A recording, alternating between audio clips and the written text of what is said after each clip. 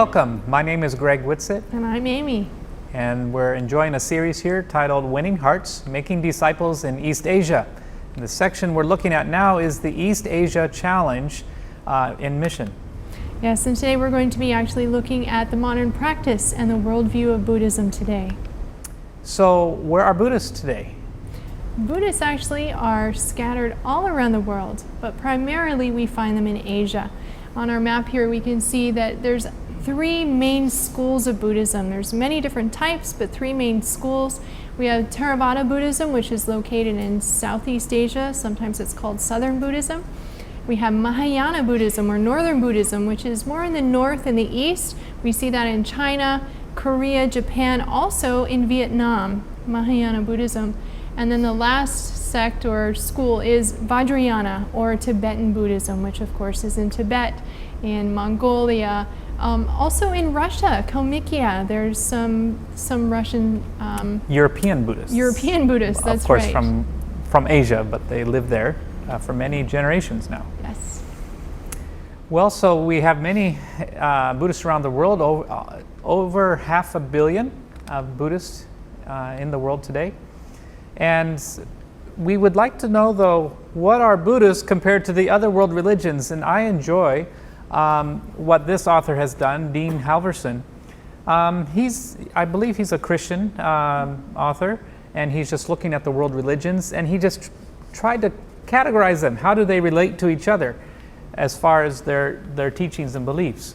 And so this graph here, the colors mean something. So it may not be beautiful to look at, but we colored it this way on purpose. On the far left, you have monotheism.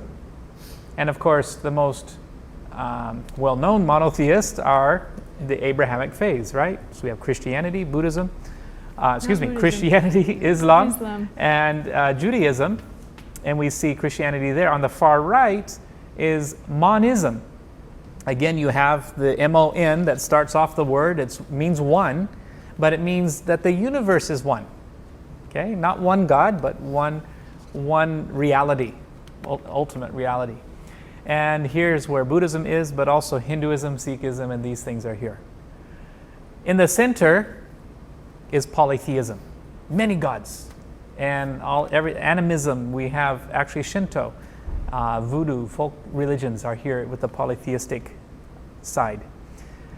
But then the purple, kind of in between monotheism and polytheism, and in between monism and polytheism, are two forms of dualism. There's the competing dualism that we have in Zoroastrianism from the area of Persia, but then also balancing dualism, such as Taoism, yin-yang, and these kinds of ideas. So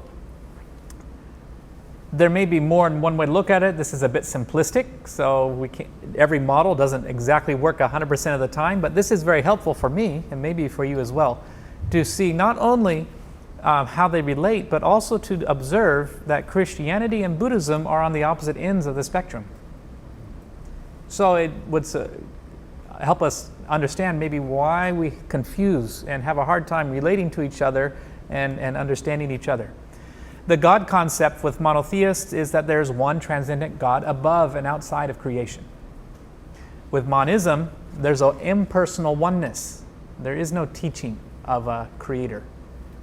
There are many creators, but they're within the universe. They're not separate from it. Then you have the view of humanity. Monotheists see human beings as very different from the rest of the animal kingdom, whereas monism, the idea even of me, is an illusion, and that we're all actually connected. The primary problem for Christianity and monotheists is that we are in opposition with our Creator. Whereas with Buddhism, the idea is that we are ignorant of our innate deity and that the answers come from within us, that we can discover those. The solution? Well, with Christianity, we need to come back into alignment and in harmony with the Creator, whereas in monism and Buddhism, there's a need to realize the reality of the oneness of the universe. And that's the solution. So that's helpful for us to see how different these are. What makes a Buddhist? You know, sometimes we need to understand, what do they do? What does it mean when you say, oh, I'm a Buddhist? Well, the first thing is that a Buddhist takes refuge in the triple gem. What is that? It's simply that they're taking refuge in the Buddha, in the Dharma, and in the Sangha. Clear, right? Tell us a little bit more about the Dharma and the Sangha. The Dharma are the teachings of the Buddha. So everything that he would have taught, all of the Eightfold Path, all of the stories, everything that he taught, that they're taking refuge in that. And by taking refuge, it's more trusting in it, believing it, accepting it to be real, making it their own. The Sangha is the monkhood. And the community. Right. Yeah. So they're taking refuge in the Sangha. In Southern Buddhism, especially the monks are the way that the common people can earn merit. So if you don't have monks, it's harder to earn merit. So they're taking refuge in the Sangha. They're respecting it, and they're following the teachings of the Sangha as well. And they have a chant that they do. I won't repeat it now, but it's just reminding them of the Buddha, the Dharma, and the Sangha, that we take refuge in these three things. Okay, and the second thing that identifies a Buddhist is the Eightfold Path. We talked about that, right? But we didn't go into too much depth, and I'd like to look at it a little bit closer this time to understand what do these eight items mean. What we noticed, first of all, Amy shared with us, is that you can divide the Eightfold Path, those 8 things, into 3 parts. The first would be wisdom, or the panya. The second is morality or ethics, the sila. And the third is concentration, or samadhi. So with wisdom, there are 3 core teachings, right? Remember that? 3 seals, which were anicca, impermanence, dukkha, suffering, and anatta, no self. Okay, so this is the very essential bits of wisdom that are needed to start on your path of wisdom. Now, sometimes different schools of Buddhism actually put these in a different order, and how you experience and how you grow as a Buddhist person, as a follower of Buddhism. The second one here, morality, there's actually different, depending on your status in as a Buddhist, you have different precepts or laws that you will follow. So if you're a layperson, it will be 5. 8 would be a woman who has taken vows, or even men if they are taking lay vows. Oftentimes they do this on one of the holy days, one of the festivals. Then there are 10. And depending on the vows you're taking, and then ultimately monks take 227 precepts, laws that govern how they live. And these are everything from, a monk cannot have a mattress, can't sleep on something soft. They're not supposed to wear perfume, cannot sing, cannot eat after 12. And I don't know, they may vary between the different schools, I'm not sure, but there are 227 various laws that they follow. The 5 precepts that lay people will follow is that they were not to kill. I undertake, and they actually state it this way, I undertake the discipline not to kill. I undertake the discipline not to steal. I undertake the discipline not to lie. And then the other 2 are dealing with sexual purity and also intoxication. But they all start with the phrase, I undertake the discipline. And so we find that they are a goal-oriented discipline. It's not a prohibition, but it's more of a goal. However, for the monks, they should keep all 227, or it could result in discipline to keep the Sangha pure. The third one we come to here is concentration, or samadhi, and this is the development of the mind, and we'll look at that a little bit more here in just a few moments. Wisdom, we saw, were 2 things. The first one is the right view, so the 3 seals we just talked about, anicca, dukkha, anatta, the 4 noble truths, and the 12 dependent arising links or originations. We talked about that just briefly. And so this is the initial right view that a Buddhist needs to have to start on their journey on the Eightfold Path. Right thought, they need to be mindful of the 3 poisons or fires. We'll look at this in a few moments, but they are delusion, greed, and hatred. Then when it comes to ethics, we see that right speech means speaking honestly, lovingly, joyfully, and helpfully. With action, there are 3 actions: to not kill, instead to protect; to not steal, and instead to have a heart of charity and to help. 3, don't be promiscuous, but be compassionate. Then and we find that compassion is a much better form of love than to be promiscuous, right, in our love. The third area is right livelihood. So we want to make a living doing good. Don't make a living or don't make your income by doing something wrong. Selling drugs is not a right livelihood.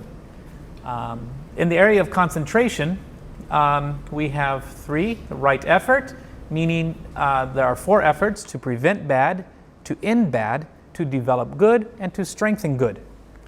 We have right mindfulness, which has 4 contemplations of the mind. The first one is purity and impurity. Contemplate on that. Contemplate suffering. Contemplate impermanence, and contemplate no self. Again, we see the 3 seals of Buddhism coming here in the right mindfulness. The word mindful, being mindful, is very common in the English vernacular today, and it's from the Buddhist influence even in the West. Right concentration is the last of the Eightfold Path, and this is the focus on meditative practice that focuses the mind on a single point and ultimately reaching insight or liberation. And different schools of Buddhism will have a little bit different emphasis on what form of meditation you might follow and practice.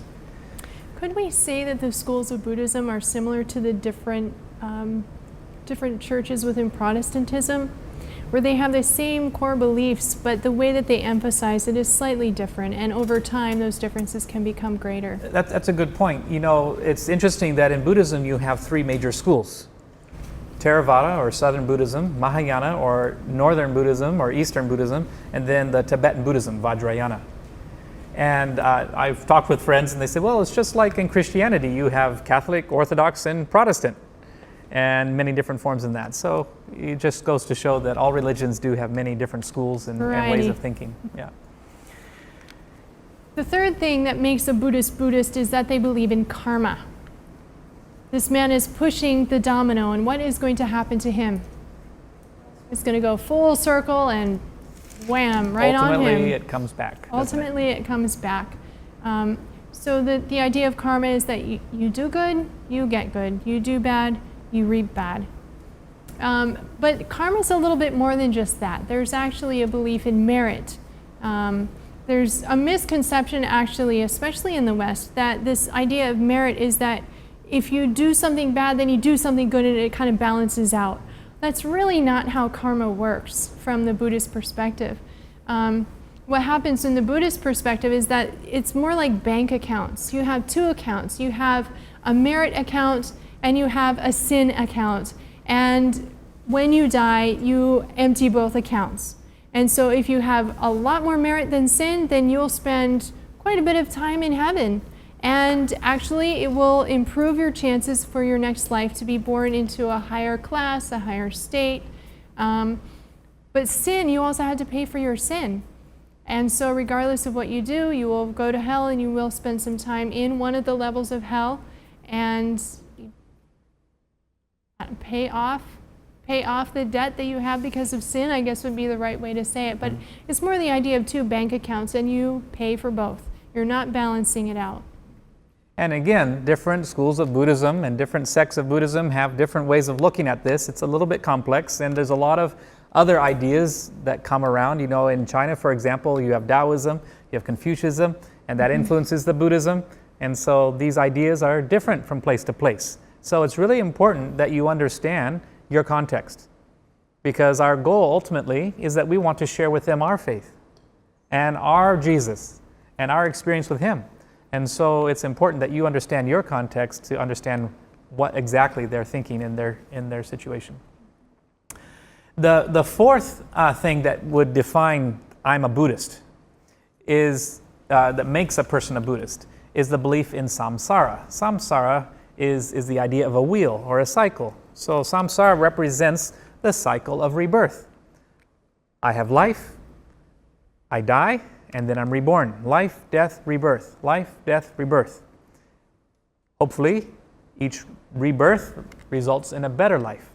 And so you have a steady progression. But in many cases, people do bad, and then maybe next time they're born at a lower station.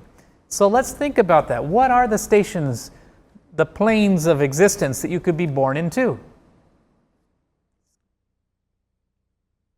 Actually, in Buddhist cosmology, there are 31 jhana, or planes in which you can be born into. And they're divided into 3 worlds. The first one is the sensual world, known as the kama loka. Kama, karma. Okay, depending on the Pali or Sanskrit, that means it's the karma world. This is where karma is working. Then you have the world of form, which is the rupa loka. Then ultimately the formless world, or the arupa loka. In the sensual world, or the karma loka, the lowest plane of the 31 is hell. And depending on the form of Buddhism you're looking at, there's different people who say how many hells there are. But we could just say there's 8 great hells. Some say there's 8 cold hells and 8 hot hells. So don't worry, there's something uncomfortable for everyone. Whether you don't like heat or you don't like cold, there's a place of torture for you.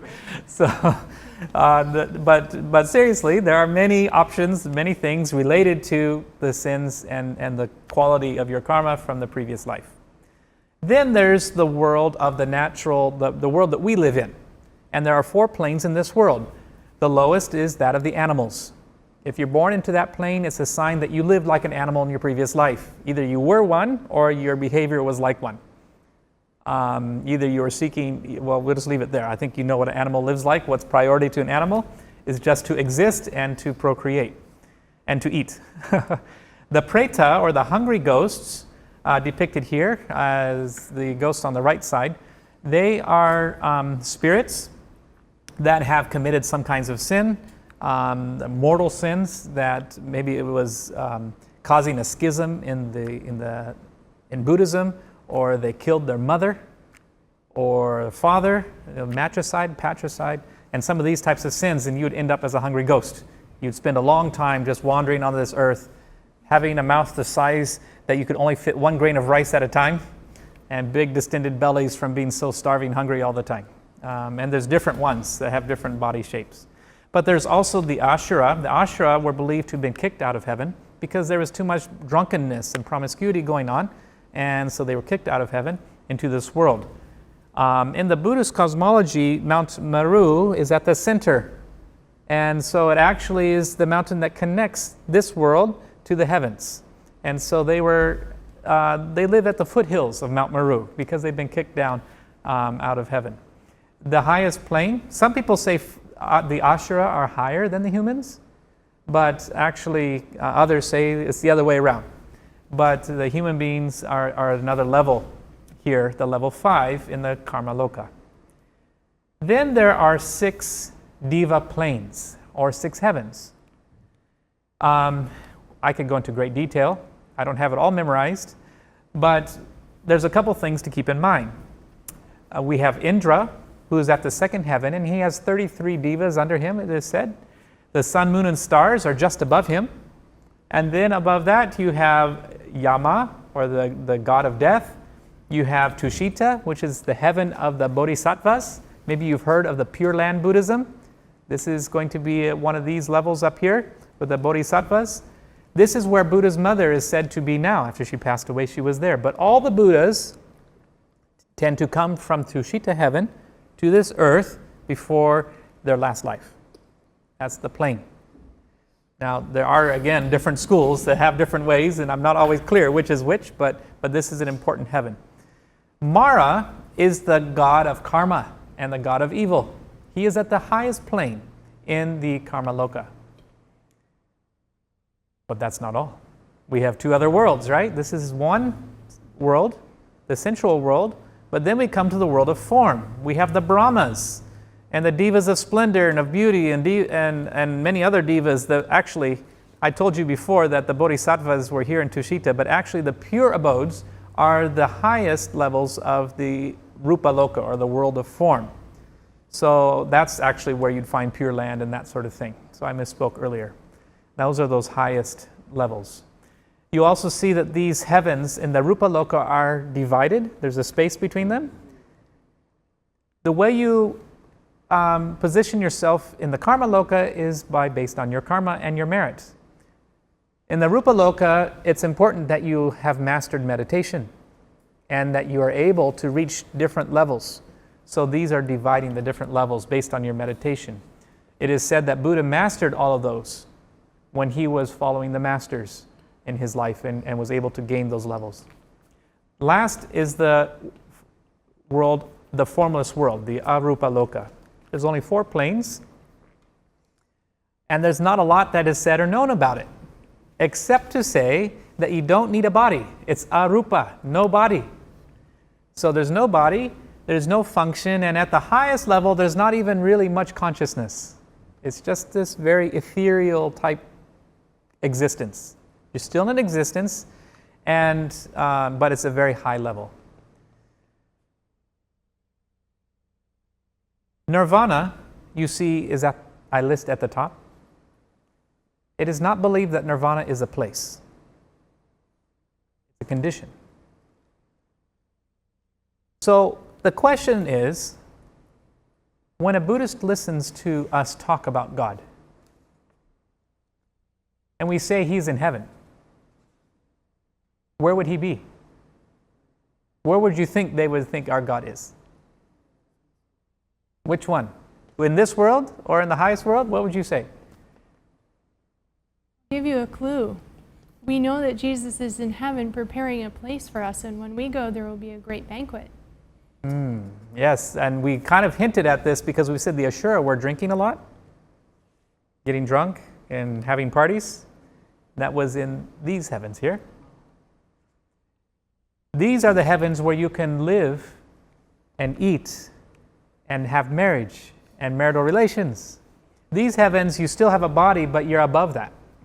You're not going to be eating, you're not doing all those types of things, but you still have a body. At the highest heavens, you hardly have consciousness.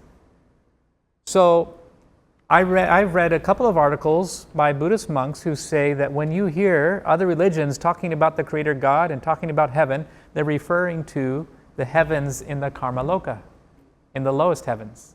Because they're going to have a great banquet feast when we get there. There's going to be homes for us to live in and all these types of things. So they often refer to that. But we say, well, but our God is higher than that, right?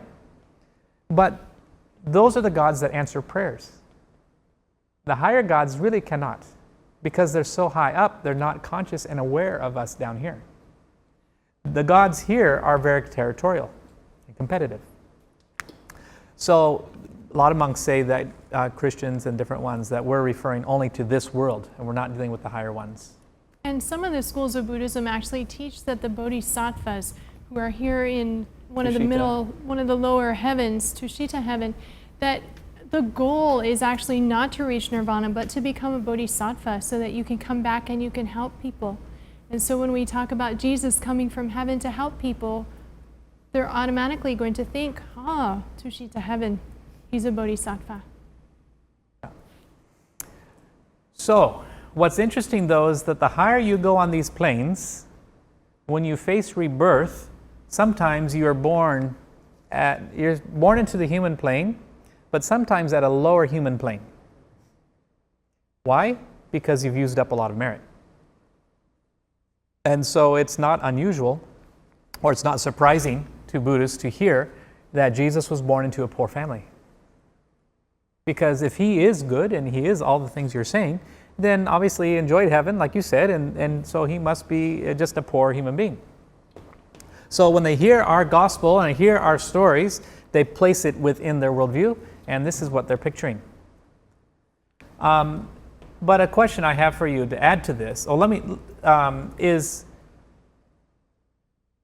if nirvana is a condition and not a heaven, and that's their ultimate answer, what should we be talking about as our ultimate answer to the suffering in this world?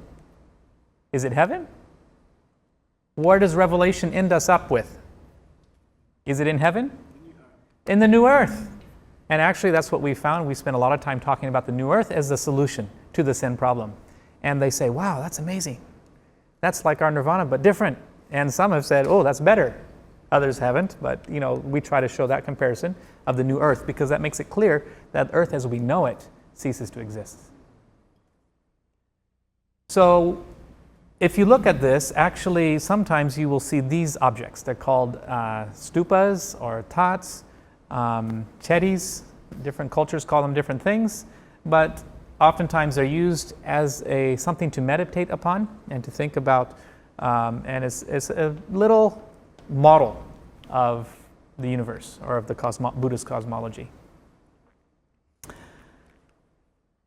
So we've talked about 4 things that make a Buddhist. There's one last one, and that is the belief that nirvana is the ultimate solution and that the way to get there is through meditation. We said that nirvana is not a place, right? It's a condition. The 3 causes of suffering, the 3 poisons or fires that lead to dukkha are delusion, greed, and hatred. Okay? All 3 of those need to be snuffed out, need to be blown out. The word nirvana means blowing out. So wisdom blows out delusion. Generosity blows out greed. And love blows out hatred. Or compassion, you could say. Okay? So there are some forms of Buddhism where the people believe that you can reach enlightenment, everyone can reach enlightenment in this life. And it's not hard to reach. But in Southern Buddhism, Theravada Buddhism, the only person that has reached nirvana is Buddha himself. So it depends on which type of Buddhist you're working with that you'd have to modify how you would share the gospel with them for it to make sense in their context. Where we live, we will talk about the new earth, and they know they're not good enough for that because they know they'll never reach nirvana in 1,000 lifetimes. And so when we can give them answers for how they can reach the Christian concept of nirvana, and that it's a life where we are known, we can live, we know each other, and it's the end of suffering, it's like, wow, but I know I'm not ready for that. And so automatically it builds a bridge to being able to talk about sin. Because sin is another concept that is not understood in the same way in Buddhism. So we have questions. Homework time, the favorite time. For those of you viewing this at home, we invite you to go to our website, cr.globalmissioncenters.org. You can download the workbook to go with the workshop and work through the questions with your small group. So for class today, we have 3 questions for you to think about. First one, we discussed the concept of karma. What implications do you see for the gospel related to this belief? Number 2, now that you understand the Buddhist concept of many heavens, what impact does this have on the gospel? And number 3, society in general, including Christians, are adopting and promoting Eastern meditation practices. What challenges and dangers does this pose to the biblical teachings of sin and holiness? Okay, so take a few minutes now and just discuss with your partner the answers to these questions.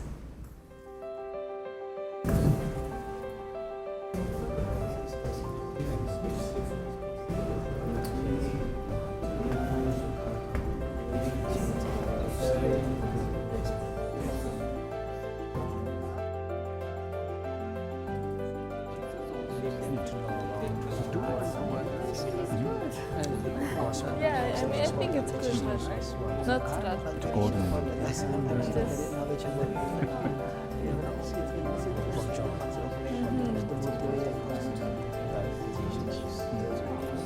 We have 3 kinds of family.